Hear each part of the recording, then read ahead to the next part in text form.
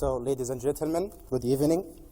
It's a great pleasure for me to speak to you on this evening that represents the end of one chapter in our life and the beginning of another. I would like to invite all of you to take a moment to reflect on the beginning of your adventure here to Israel. Do you remember receiving your acceptance letter? You were probably excited to come here to this country. Then you started telling everybody you were coming to Israel, and maybe you start to get a little bit nervous. Everybody is in this room has had a friend or a family member who told him not to come to Israel. There is conflict there. Aren't you afraid of being blown up? Do Jews speak English? Do they have water?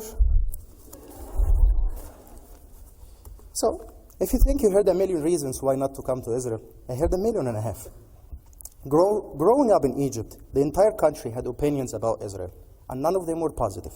All we knew was that we had fought bloody wars, and they were not like us. My first exposure to Israel was through music and television. On the radio, there were anthems about the destruction Israel had caused.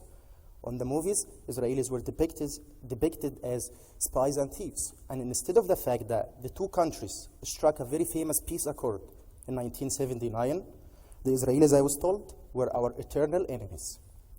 A recent Egyptian action movie called Cousins, a box office hit, told the story of an Israeli spy who married to an Egyptian woman and had family with her, only to kidnap the children and go back to Israel.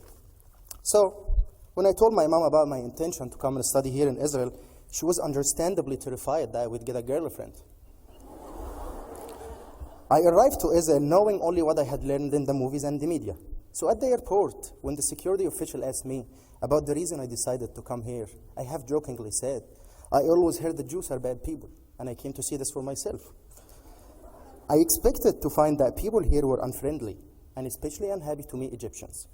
But I was pleasantly surprised to find just the opposite. I was invited everywhere, from Shabbat dinner to Ramadan iftar meals, and even to political gatherings and plays. And the diversity I found here was as surprising as the warmth of the people. On my very first day here at the university, I saw men in kibbas, women in headscarves and hijabs. I saw soldiers walking peacefully among lively crowds of students. I learned there were people of every kind on the university, and the university had a place for all of them: Jews, Muslims, Christians, Druze, Bedouins, and even international students. I discovered that the diversity of the TEU camps was reflected in Tel Aviv city as well. How fascinating is it to be in a city where you can go to a beach in central Tel Aviv and you see a Muslim woman, a couple of gay kissing, and a Hasid sharing the same small space?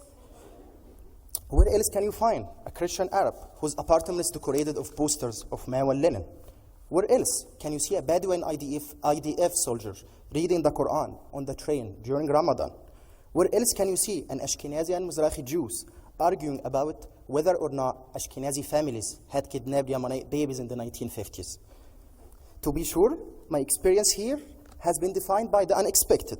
While traveling beyond Tel Aviv, one cannot help but notice the proximity of kibbutzim to Arab villages and the easy relationship they seem to share with one another. Perhaps the greatest revelation of my being here was that in spite of all the conflicting histories and identities, people are still able to live their daily lives in a spirit of cooperation. One particular instance stands out for me when I think about this paradox that plays out in Israel on a day-to-day basis.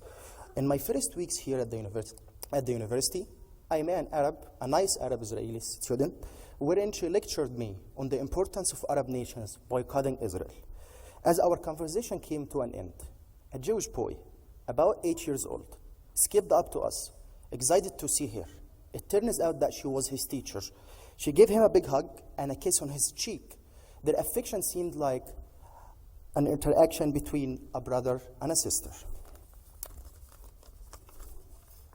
I could see how much she truly loved the boy, and how the boy loved her too. No matter how deeply the conflict, the human side always prevails. I often reflect on the strangeness of coming to this country, where the people I was taught to think of as my enemies were transformed into my teachers, classmates, doctors, vendors, and guidance counselors. When Israelis ask me, how does it feel for you to be in this country? I have to be honest with them. I tell them, before I knew you, I didn't like you, but I never considered that my enemies would accept me to their school, to their country, and moreover, into their society. Interestingly, at the end of my experience, one of the biggest surprises came not from Israel, but from Egypt. Each year, during Ramadan, there is a special series of soap operas where Arab families all over the Arab world gather to watch after breaking the fast.